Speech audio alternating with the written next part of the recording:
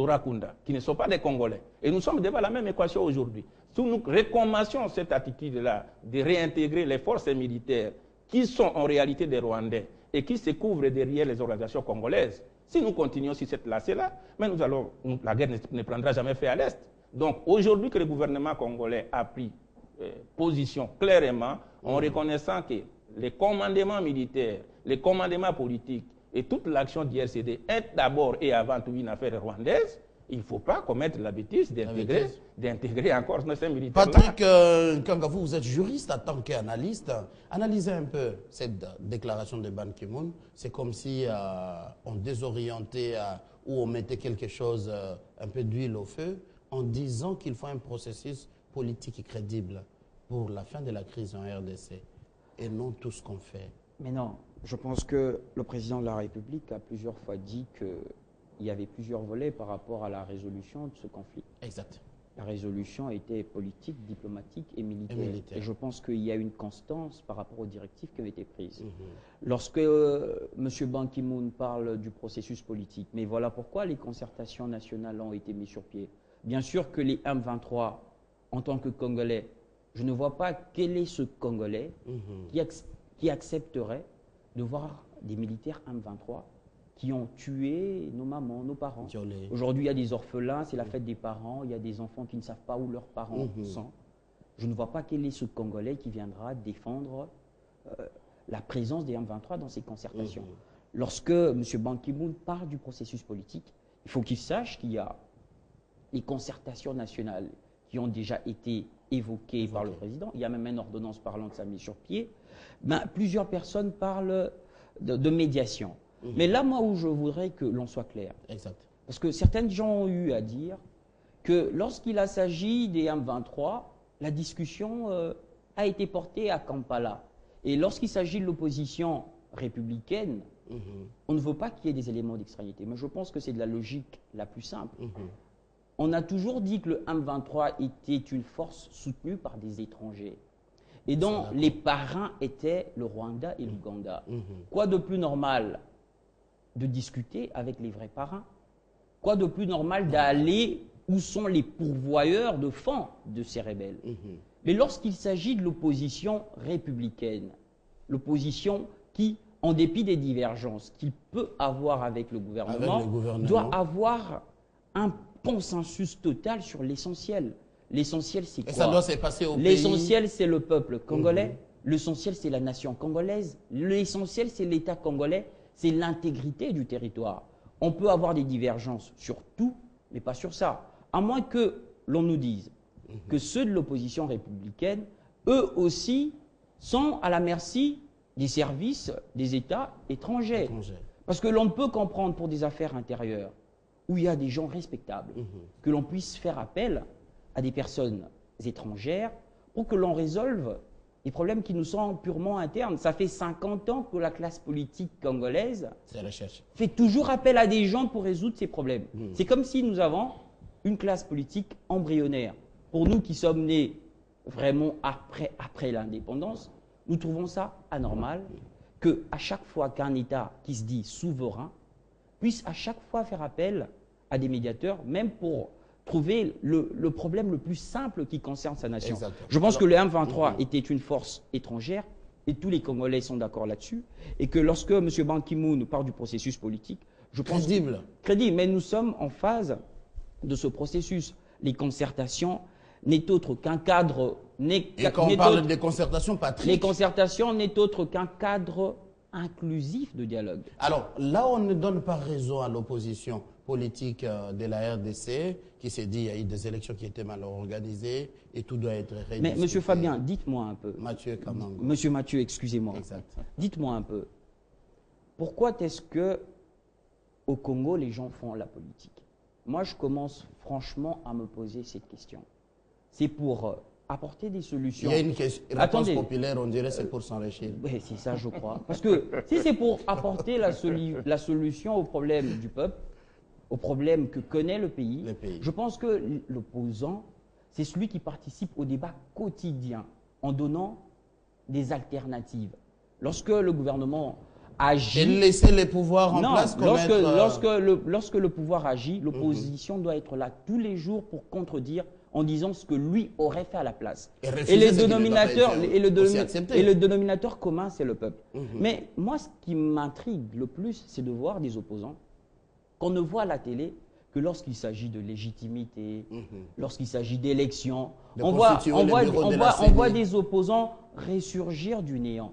Mais lorsqu'il s'agit du débat sur la retraite, sur le salaire du fonctionnaire, sur l'emploi des jeunes, sur la santé publique, là, l'opposition, on ne voit aucune alternative de pensée politique par rapport à cela. Et je commence à me demander pourquoi les gens au Congo font la politique.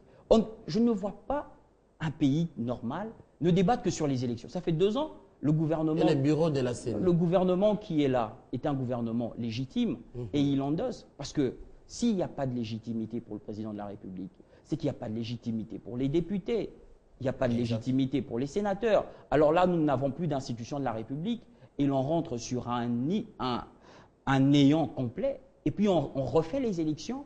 Comme ça, on aura un autre président avec un autre mandat. Et ceux qui disent ne pas violer la Constitution, là, on rentrerait dans une violation de la Constitution. Parce que quand vous vous demandez, vous remettez en cause tout le temps la légitimité. Qu'est-ce qu'il faut qu'on fasse à présent? Qu'on refasse des élections? Alors, les députés, commençons par eux.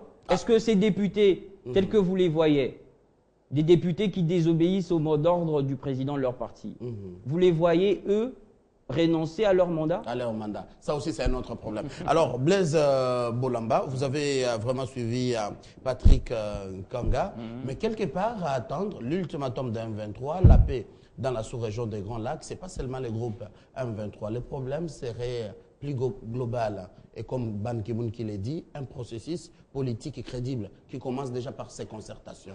Non, je commence à dire qu'il faut dissocier les choses. Il faut dissocier les M23 de l'opposition républicaine. C'est vrai qu'à l'intérieur du pays, comme dans tous les pays du monde, il doit y avoir des problèmes, il doit y avoir des frustrations, il doit y avoir des problèmes de corruption, de malgouvernance, il y a des problèmes de frustration, il y a des problèmes de la mauvaise gouvernance qui doivent être réglés entre politiciens à l'intérieur de leur pays.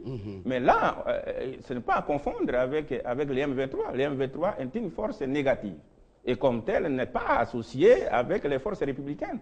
On ne peut pas mélanger les M23 et nos partis politiques d'opposition. J'ai constaté que Patrick était un peu plus fort par rapport à notre opposition. Non, cher Patrick, au sein de l'opposition congolaise, il y a des personnalités, il y a des gens crédibles qui réfléchissent, qui émettent des idées, qui ont des programmes alternatifs par rapport au gouvernement en place.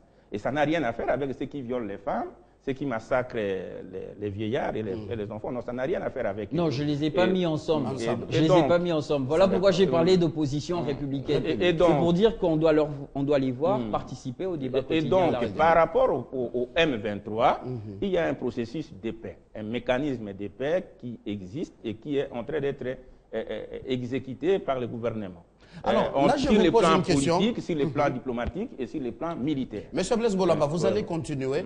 Comme M. Ban Ki-moon a dit que tous les actes qui entravent ou ciblent les efforts déployés par l'ONU sur terrain en RDC ne seront pas acceptés. Et il continue dans son communiqué. Les pourparlers de Kampala entre le gouvernement et la RDC et les rebelles qui se tiennent sous les auspices du président de la conférence internationale, la région des Grands Lacs, il propose, il encourage également qu'on puisse conclure les pourparlers de Kampala. Est-ce que ce n'est pas demander une chose et son contraire? Ce n'est pas son contraire. La même MONUSCO qui doit enrayer les groupes M23 et demander au gouvernement légal de continuer les pourparlers avec ces groupes rebelles. Ce n'est pas contraire. Ils sont restés logiques dans leur recherche de la paix au Congo. La solution politique à laquelle fait allusion Ban Ki-moon ne signifie pas nécessairement donner raison au M23 ou intégrer les militaires du M23 ici. Non. C'est faire comprendre au M23 ou à quelques Congolais qui seraient dans ces mouvements ou en tout cas à l'ensemble des mouvements qu'il n'a pas intérêt à continuer à faire la guerre et ils doivent déposer les armes. Et c'est ça que les Congolais, le gouvernement congolais est en train de faire. Et c'est ça le processus de paix compris par les Congolais. C'est rester en contact avec ceux qui aiment dialoguer à Kampala et leur faire comprendre qu'ils ont intérêt à déposer les armes. Mais ils ne peuvent pas écouter ce langage seulement. Il faut que sur le terrain militaire, les militaires congolais les mettent dans une situation de faiblesse, telle qu'ils soient obligés d'accepter les propositions. C'est votre point de vue aussi, oui. Patrick Nkanga. Lequel point de vue? Quand je vois M. François Mwamba, qui a d'ailleurs rejoint Ban Ki-moon en disant que les pourparlers n'excluent pas ce qui s'est passé sur le terrain. Est-ce que ce n'est pas contradictoire? Non, ce n'est pas contradictoire, c'est complémentaire. C'est des démarches qui peuvent aller ensemble. Lorsqu'on parle de clôturer, comme monsieur vient de le dire, je ne pense pas que c'est donner carrément raison ou bien les intégrer encore au sein des forces armées de la République démocratique du Congo. Ça veut dire qu'il faut clore ce débat, parce que ce n'est pas un débat qui va demeurer ouvert ad vitam aeternam. Il faut que l'on sache quelles sont les résolutions de ce qui se fait à Kampala.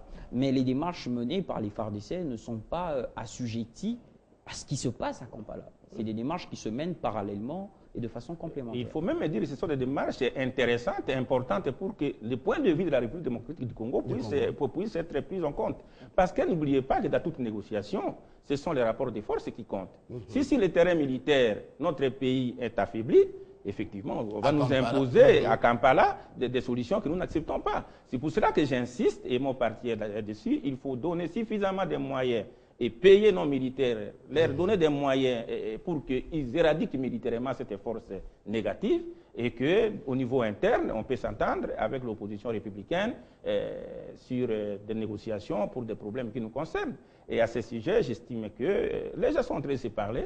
Il y a des contacts entre l'opposition et la majorité pour qu'ensemble, ils participent aux concertations initié par les chefs de l'État, et ils comprennent, ils aient la même lecture des événements. Les concertations n'étaient pas faites, en tout cas ne sont pas convoquées pour faire un table rase des institutions existantes et pour arriver à la violation de la Constitution, comme a dit Maître Patrick. J'espère que les concertations ont été convoquées pour que les forces politiques congolaises se mettent ensemble. Violation et révision, oui, c'est différent. C'est différent parce que à l'état actuel du monde, nous avons des cas qui nécessiteraient évidemment que l'on puisse revenir à certaines choses qui ont été dites. Parce que là, maintenant, à l'état où est le monde, c'est assez absurde d'avoir une nationalité, une exclusive, pendant que nous voyons dans l'architecture globale de l'Afrique, nous voyons que la diaspora est en train de vraiment aider, leur pays au développement, de par ce qu'ils ont appris, de par les prérequis qu'ils ont eu à apprendre à l'étranger. Et nous avons besoin de notre diaspora. À l'état où le Congo est maintenant, qu'il soit déjà naturalisé belge, au moment où nous sommes en train de prôner la modernité, où nous sommes en train de prôner le développement social, nous avons besoin de toute la ressource humaine du Congo enfouie à travers la planète. Et je pense que il faudrait que l'on arrive... Donc là, vous êtes d'accord qu'il faut revoir la Constitution en cet article? Non, c'est pour dire que la Constitution n'est pas une Bible. Ah, voilà. Dans la Constitution, il y a plus de 200 articles. Exactement. Il ne faut pas que les personnes soient figées. Les institutions provinciales, lors de ce quinquennat jusqu'à aujourd'hui, ça fait près de 7 ans, lorsque nous faisons une analyse assez objective, elles n'ont pas fonctionné normalement. Elles n'ont pas fonctionné pour le but pour lequel ils ont été créés. Les institutions provinciales ont été créées pour rapprocher les populations qui sont d'intérêt de pouvoir. Exact. Et pour que les solutions puissent être plus proches de la population. Pour que les solutions ne viennent pas toujours de Kinshasa.